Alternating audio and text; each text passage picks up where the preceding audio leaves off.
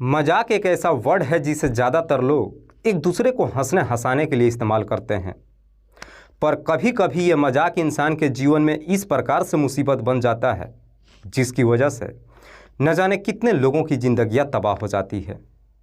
आज की भी कहानी में सेम कुछ ऐसी होता है, जिसे सुनने के बाद आप भी सोचने और समझने पर मजबूर हो जाएंगे कि आखिरकार इसमें गलती थी किसकी और गलत था कौन।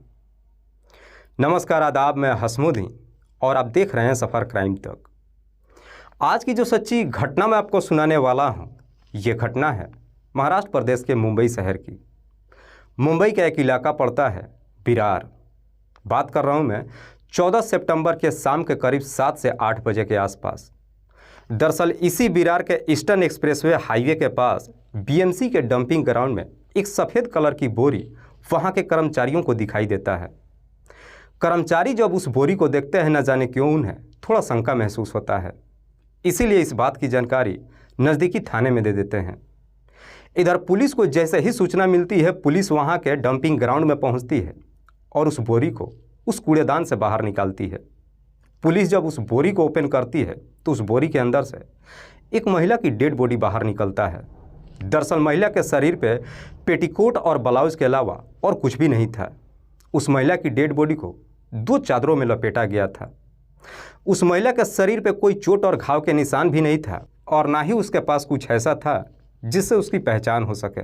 पुलिस जब उस डेड बॉडी के बारे में वहाँ पे मौजूद कर्मचारियों से जब पूछताछ करती है, कोई भी व्यक्ति उस डेड बॉडी का शिनाख्त भी नहीं कर पाता है, जिससे पुलिस अंदाज़ा लगाती है कि शायद ये महिला इस इलाके की नहीं रहने वाली है।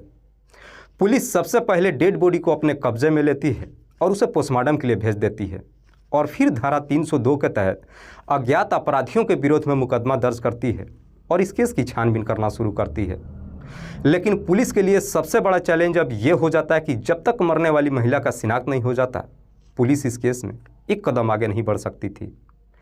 इसीलिए पुलिस अब उस महिला का शिनाख्त कराने के लिए उसका एक फ़ोटो लेकर एरिया के तमाम थानों में ही नहीं सर्कुलेट करती है, बल्कि अपने खबरियों को भी काम पर लगा देती है।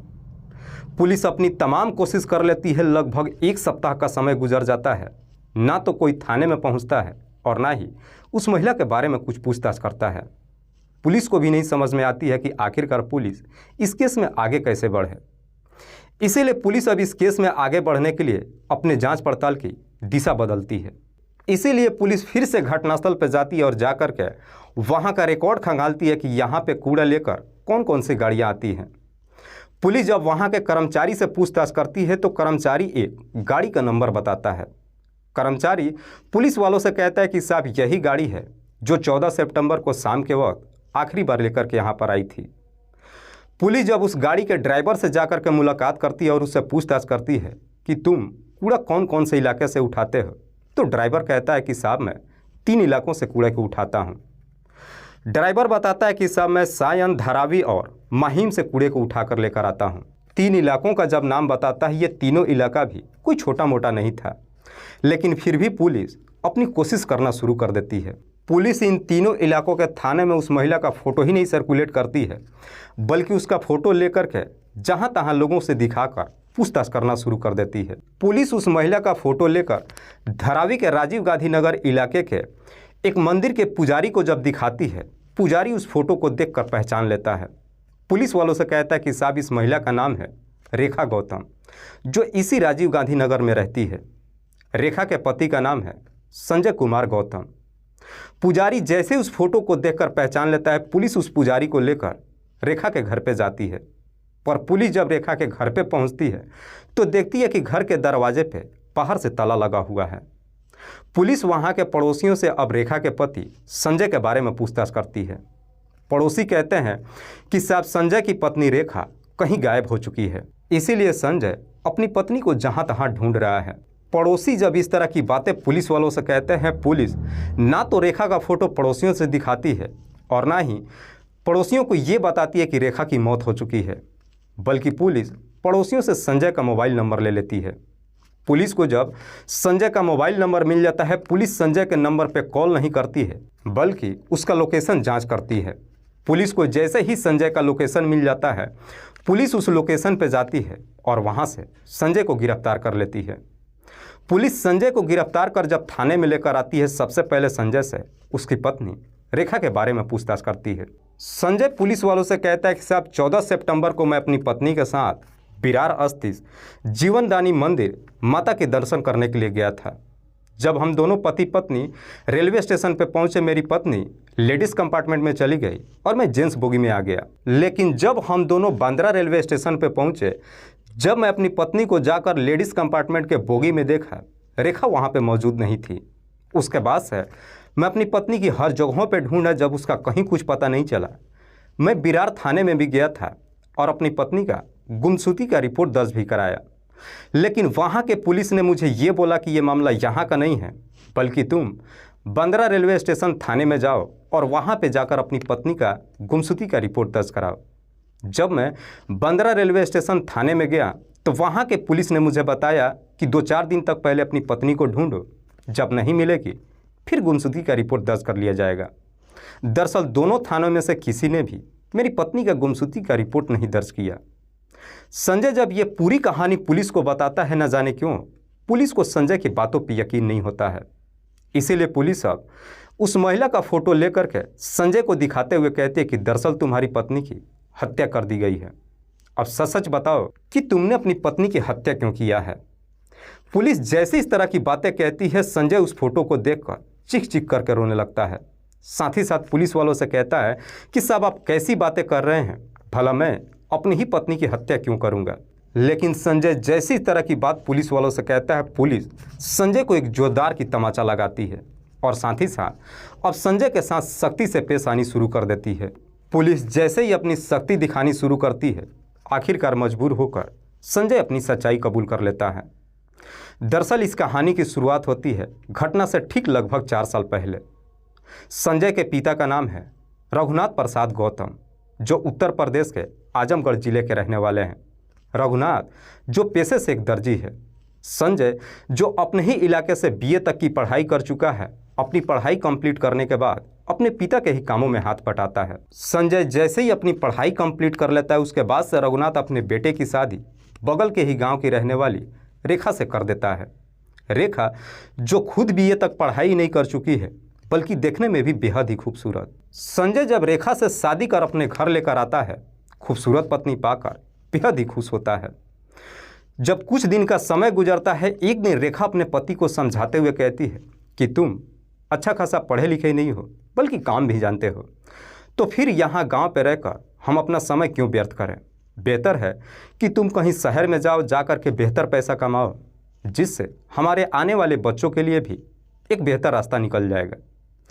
रेखा जब इस तरह की बातें अपने पति को समझाती है, संजय को भी अपनी पत्नी की बातें कहीं ना कहीं पसंद आ जाती है और फिर जुलाई के महीने में अपनी पत्नी को लेकर मुंबई के धारावी इलाके में जाता है, जिस इलाके में संजय के गांव के कई सारे लोग रहते थे। उन्हीं की मदद से राजीव गांधी नगर में एक किराए का कमरा ले लेता है। साथ ही साथ बगल में ही संजय को एक एक्सपोर्ट कंपनी में नौकरी मिल जाती है।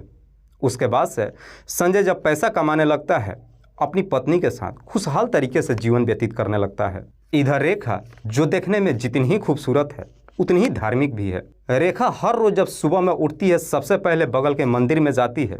मंदिर से पूजा पाठ करने के बाद जब घर पे आती है, नाश्ता तैयार करने के बाद अपने पति के लिए लंच तैयार करती है। पति और पत्नी बड़ी खुशहाल तरीके से अपना जीवन तो व्यतीत करते हैं, लेकिन दोनों के जीवन में तब्दीली तब आ जाती है जब एक दिन रेखा अपने पति से मजाक में कहती है कि दरअसल मैं तुमसे शादी करना ही नहीं चाहती थी। जब मैं कॉलेज में पढ़ाई कर रही थी, दरअसल कॉलेज के एक लड़के से मैं बेइंतहा मोहब्बत करती थी और मैं उसी से शादी करना चाहती थी, लेकिन मेरे घर परिवार वाले उस लड़के से शादी नहीं होने दिए। रेखा जैसी इस तरह की बातें संजय से कहती है, रेखा की ये बातें संजय के दिल में जाकर लग जाती है। दरअसल संजय को जब मालूम चलता है कि उसकी पत्नी का शादी से पहले किसी और के साथ में प्रेम प्रसंग चल रहा था, संजय इस बात को बर्दाश्त ही नहीं कर पाता है और फिर इसी बात को लेकर के उस दिन के बाद से पति और पत्नी के बीच में आए दिन हर रोज छोटी मोटी बातों को लेकर झगड़े तकरार शुरू हो जाता है। चूँकि रेखा भी समझ जाती है कि उसका पति झगड़े तकरार क्यों कर रहा है, इसलिए रेखा एक दिन फिर से अपने पति को समझाते हुए कहती है कि जो मैंने तुमसे बातें कही थी, दरअसल वो मजाक था, मैंने तुम्हें हंसने के लिए कहा था। लेकिन रेखा अपनी लाख सफाई तो देती है, पर बावजूद इसके संजय अपनी पत्नी की बातों पर यकीन नहीं करता है। धीरे धीरे जब समय गुजरना शुरू होता है, संजय के दिमाग में अपनी पत्नी को लेकर इस प्रकार से शक पैदा हो जाता है कि पति और पत्नी के बीच में दूरियां ही नहीं बन जाती है, बल्कि संजय अब ये पता लगाने की कोशिश करता है कि आखिरकार उसकी पत्नी का किस लड़के के साथ में अफेयर चल रहा था। संजय अपने शक को दूर करने के लिए एक दिन मुंबई से वापस अपने गांव में आता है, अपने ससुराल में भी जाता है, कॉलेज के कई सारे लड़कों से भी जाकर के पूछताछ करता है कि उसकी पत्नी का किसके साथ में अफेयर चल रहा था। लेकिन संजय के लाख कोशिश करने के बावजूद भी ये नहीं मालूम चलता है कि उसकी पत्नी का किसी के साथ में अफेयर चल रहा था। संजय जब वापस मुंबई में पहुंचता है, अपनी पत्नी से इस प्रकार से अब नफरत कर लेता है कि ना चाहते हुए भी अब रेखा को इस दुनिया से ही हटाने का तय कर देता है और फिर अपनी पत्नी को इस दुनिया से हटाने के लिए एक षड्यंत्र बनाता है। और इसी षड्यंत्र के तहत 14 सितंबर को सुबह सुबह इसी बात को लेकर अपनी पत्नी के साथ झगड़े तकरार ही नहीं करता है, बल्कि उसकी बुरी तरीके से पिटाई भी कर देता है। पिटाई करने के बाद दोपहर के वक्त संजय अपने घर से बाहर निकलता है और मार्केट से जाकर चूहे के मारने वाला कुछ दवाइयाँ खरीद कर लेकर आता है।